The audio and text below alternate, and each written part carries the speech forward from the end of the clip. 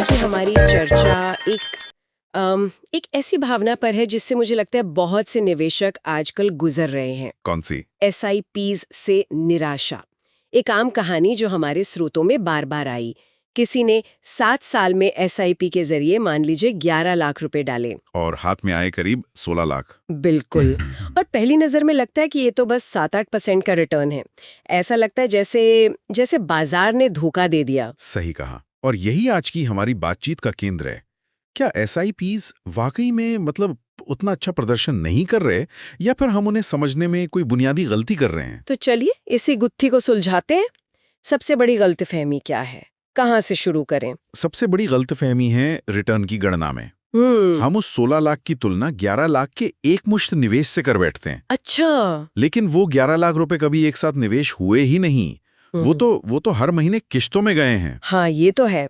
इसका मतलब है कि सिर्फ आपकी पहली किश्त को ही पूरे 7 साल का समय मिला। आपकी आखिरी किश्त को तो शायद कुछ महीने ही मिले होंगे। एक मिनट। तो आप कह रहे हैं कि ज्यादातर लोग जो अपने एसआईपी रिटर्न को देखकर निराश हैं, वो असल में शुरुआत से ही गलत गणित का इस्तेमाल कर रहे हैं। एकदम सही। ये तो सेब और संतरे की तुलना करने जैसा है। इसके लिए सही तरीका CAGR नहीं, बल्कि उसे कहते हैं XIRR। XIRR। हाँ, extended internal rate of return. ये क्या करता है कि ये हर महीने डाली गई किश्त और उसके समय का हिसाब रखता है। अच्छा, मतलब ये मानता है कि कौन सा पैसा कितने समय तक बाजार में रहा। बिल्कुल। और जब हम स्रोतों में दिए गए आंकड़ों को XIRR से देखते हैं, तो कहानी पूरी तरह बदल जाती है।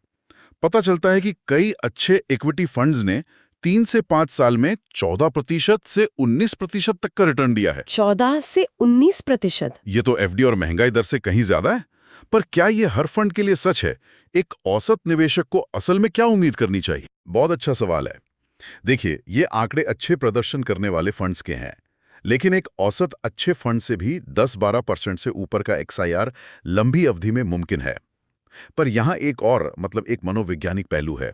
बाजार की गिरावट। हाँ, जब पोर्टफोलियो लाल रंग में दिखता है, तब सारा गणित भूल जाता है और डर हावी हो जाता है। सही बात है। और यहीं पर सोच बदलने की जरूरत है। एसआईपी का जादू गिरावट में ही छिपा है। इसे ऐसे सोचिए, जब टमाटर सस्ते होते हैं तो आप उसी पैसे में ज्यादा खरीदते हैं, है ना? हाँ, बिल्कुल। एसआईपी आपके लिए बाजार में यही काम अपने आप करता है। जब बाजार नीचे होता है तो आपकी हर किश्त ज्यादा यूनिट्स खरीदती है। मतलब ये सस्ते में खरीदने का सबसे अनुशासित तरीका है। बिल्कुल। पर लोग अधीर हो जाते हैं। वो इक्विटी से 18-22% के निश्चित रिटर्न की उम्मीद करने लगते हैं। जो कि मुमकिन नहीं है। हाँ, और इसी अधीरता में वो एक और गलती करते हैं, पिछले साल के स्टार परफॉर्मर फंड के पीछे भागना। अच्छा, हाँ, ये तो बहुत आम है। और इसके 3 बड़े नुकसान हैं। स्रोत इसे ट्रिपल वैमी कहते हैं। Triple whammy. दिलचस्प है। एक तो शायद टैक्स होगा जब आप जल्दी जल्दी बेचते और खरीदते हैं। एकदम सही।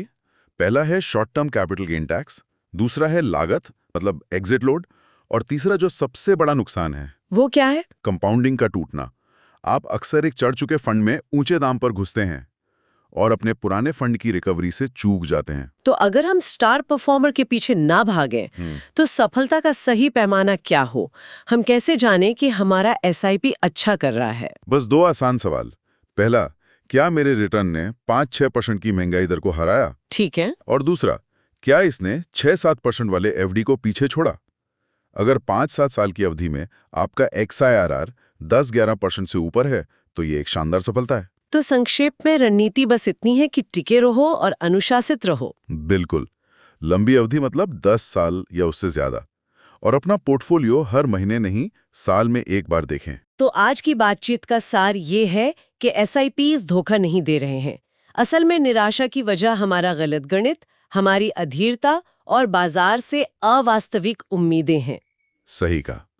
सही गणना, अनुशासन और लंबा नजरिया, बस यही दौलत बनाने का रास्ता है। और जाने से पहले सुनने वालों के लिए एक दिलचस्प विचार छोड़ जाते हैं। हाँ, इस पर सोचिएगा जरूर।